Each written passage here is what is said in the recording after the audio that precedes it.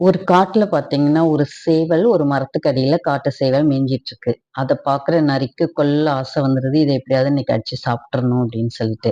உடனே மெல்ல அந்த சேவல பிடிக்க போகுது. உடனே அந்த சேவல் என்ன பண்ணிடுது, மரத்து மேல ஏறி உட்கார்ந்துக்குது. "சேவலே கீழ இறங்கி வா, நம்ம 2 பேரும் விளையாடலாம். உன்ன நான் ஒண்ணுமே செய்ய மாட்டேன்" அப்படின்னு சொல்லுது.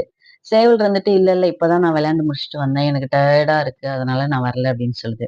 மறுபடியும் இந்த நரி வந்து பேசிட்டே இருக்குது. "எப்படியாவது வாயேன் விளையாடலாம்" அப்படி இப்படின்னு சொல்லுது. எதுக்குமே மசிய மாட்டேங்குது அந்த சேவல். கடைசியா நரி உடனே சொல்லுது, "உனக்கு ஒரு விஷயம் தெரியுமா?" அப்படின்னு கேக்குது. "என்ன?" அப்படின்னு சேவலும் கேக்குது.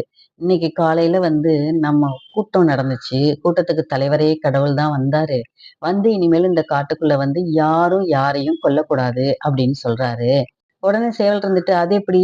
அப்படின்னு கேக்குது. உடனே நரி அதுக்கு பதில் சொல்றாரு, "ஆமாமா நாங்கலாம் கூட கேட்டோம். எப்படி ஒருத்தர அடிக்காம நம்ம சாப்பிட முடியும்? நம்மளோட உணவே வந்து மத்தவங்கள அடிச்சு கொன்னு சாப்பிடுறதுல தானே இருக்கு. அப்படின்னு நாங்கலாம் கேட்டோம். ஆனா உங்களுக்கு மீட்டிங் போட்டு யாரையும் கொல்லக்கூடாது அப்படின்னு நான் சொல்றேன் அப்படின்னா, உங்களுக்கு உணவு தரணும் அப்படின்னு எனக்கு தெரியாதா? அப்படின்னு கடவுள் சொல்லிட்டாரு. எல்லாருக்கும் இனிமேல் எல்லா வேளையும் சாப்பாடு வந்துரும். அதனால நீங்க யாரும் அடிக்க வேண்டாம் அப்படின்னு சொல்லியிருக்காரு. அதனால நான் உன்னையும் கொல்ல மாட்டேன். அதனால நீ தைரியமா வந்து என் கூட விளையாடலாம் அப்படின்னு நரி சொல்லுது. அப்பவும் இந்த சேவல் என்ன சொல்லுதுன்னா, "இல்ல, இல்ல எனக்கு டயர்டா இருக்கு. என்னால வர முடியாது" அப்படின்னு சொல்லுது. மறுபடியும் என்னடா பண்ணலான்னு இந்த நரி யோசிச்சுட்டே இருக்குது. அப்ப சேவல் சொல்லுது, "அங்க பாரு ஒரு சிறுத்தை வருது. அது கூட வேணா நீ விளையாடு." உடனே நரி ஓட்டமா ஓடி போச்சுங்க. நரி முயற்சி பண்ற மாரி தாங்க நம்மளுடைய முன்னேற்றத்த வாழ்க்கையில தடுக்கிறதுக்கு நெறைய பேர் நம்மள சுத்தி என்னென்னவோ பேசுவாங்க.